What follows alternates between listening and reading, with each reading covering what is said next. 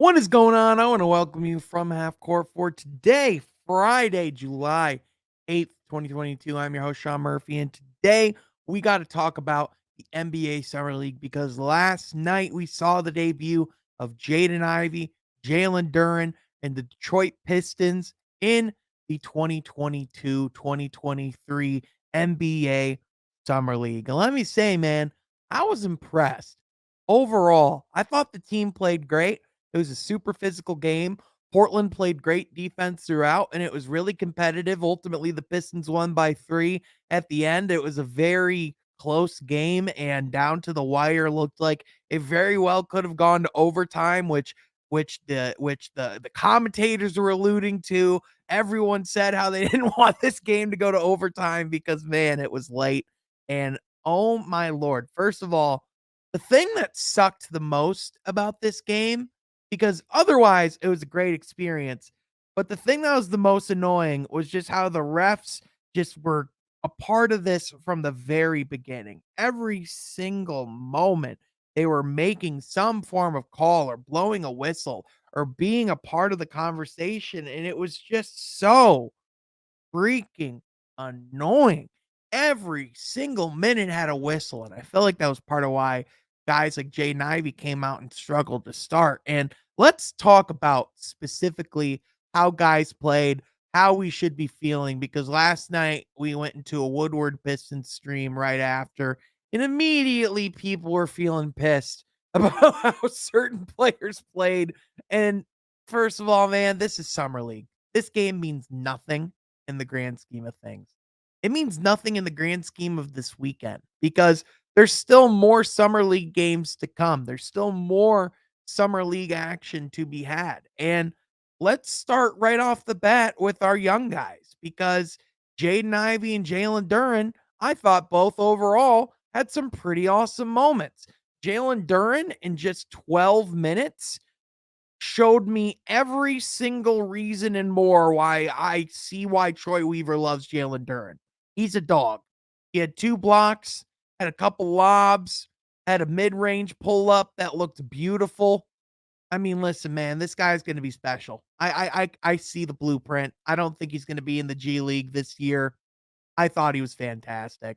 And he was just on a minutes restriction since he was signed to the Pistons yesterday. He only played for 12 minutes, and people were worried and wondered if it was because of injury, but it was because he was on a minutes restriction. I mean, keep in mind, he literally just practiced with the team for the first time yesterday. So that's something that's pretty impressive when you really put it into perspective. But in addition, Jaden Ivey played with a lot of composure.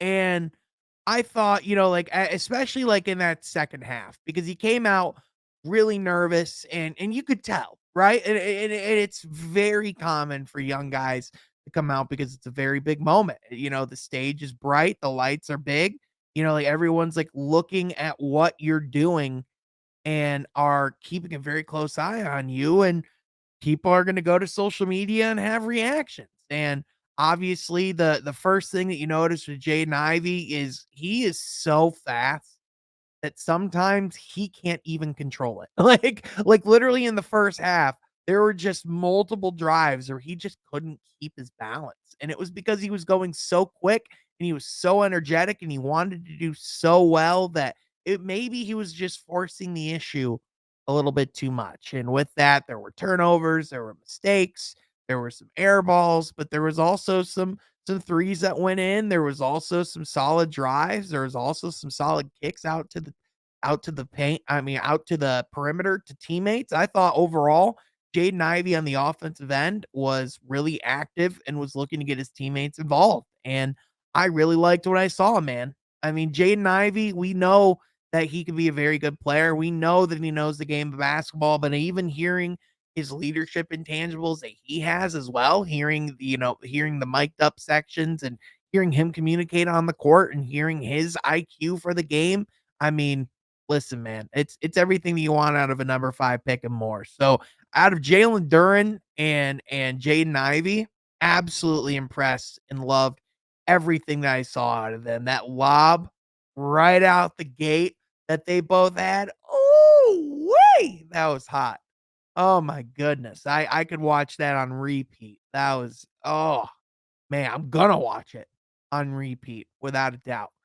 But in addition, there was other guys like Buddy Boeheim who came in, and Buddy Boeheim, I thought he played fine. He only played 9 minutes. He missed both of his shots, but I mean, overall, you really aren't going to take too much out of one game and one poor shooting performance. I mean, Buddy Boeheim is here for a reason. He's a high basketball IQ guy. He's a sharp shooter, so expect him to make some threes and get some more playing opportunity as this summer league progresses. But in addition, one thing that was pretty fun, we got to see Luka Garza play and go against his former team, and he actually looked pretty solid. His conditioning is really good. He slimmed down his body even more.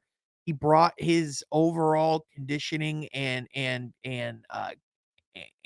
body to the next level. And so you could really tell, and his agility is really there. So really happy for Luca in the sense for all the work that he's putting in. So shout out to Frank and Luca for everything there. Killian, he had another Killian like game. If you go in the box score, it looks relatively similar to a Killian Hayes performance. So 7 points, 2 of 4 from the field, 4 assists, probably a steal, a few rebounds.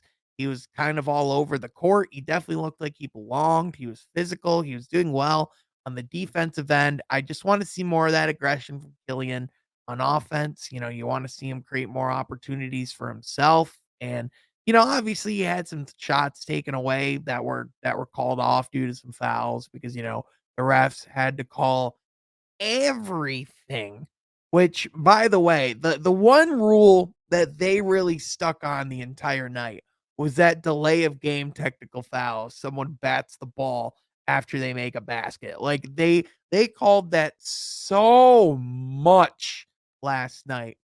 It was absolutely stupid. But overall, if there was like a quote unquote most disappointing, which I don't like to use that term, but like if there was, it would probably be Killian. But at the end of the day, there was so much positive from everyone all around that I just didn't think it was anything to really fret about. But in addition, a lot of people were super upset about Saban Lee's performance. Did he had a great game? No, but he also got to the line a ton and got a lot of opportunities for himself in that light, which definitely helped the Pistons win the game.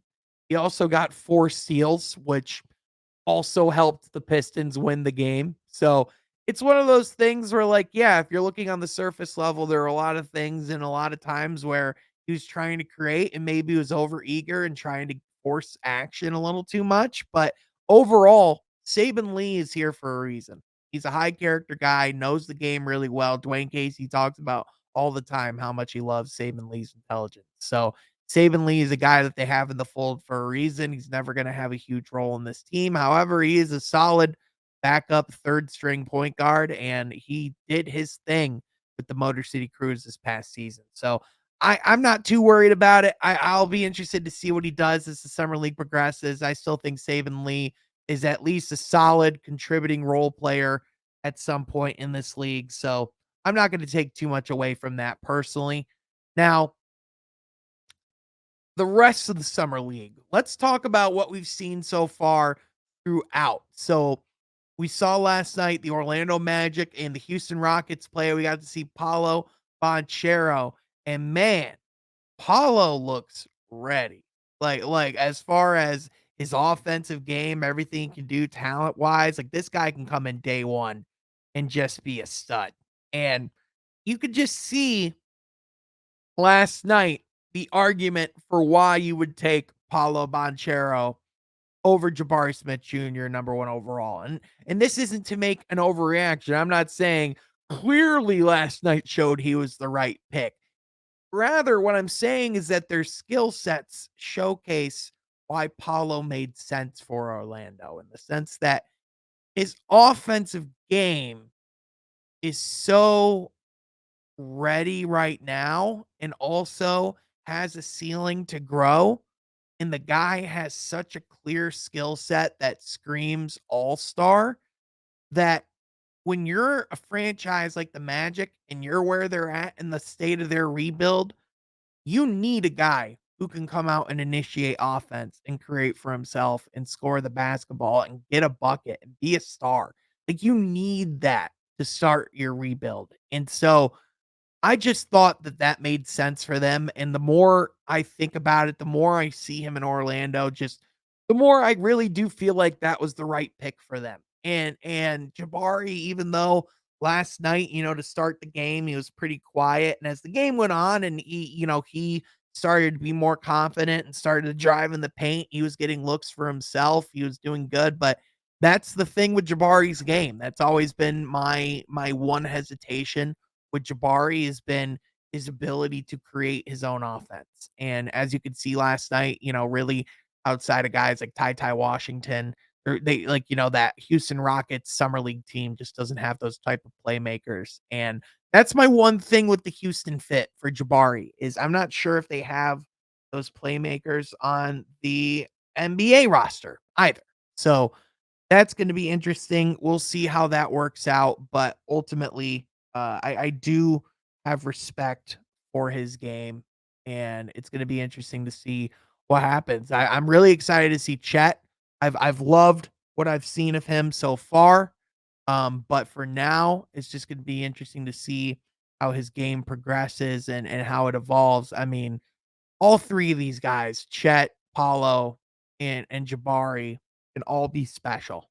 And Jaden Ivey can definitely be up there in that camp as well. So we have Benedict Mathurin that we're going to be seeing tonight. The Pistons play Johnny Davis and the Wizards on Saturday.